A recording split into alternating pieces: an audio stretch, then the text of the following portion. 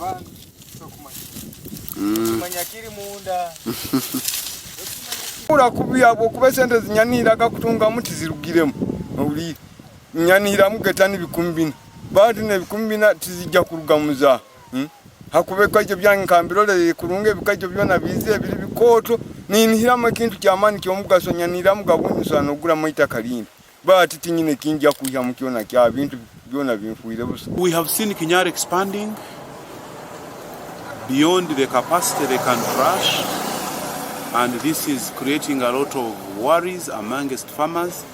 And what we have done, we are engaging government, and if possible, as a long-term program to secure for us our sugar factory for farmers.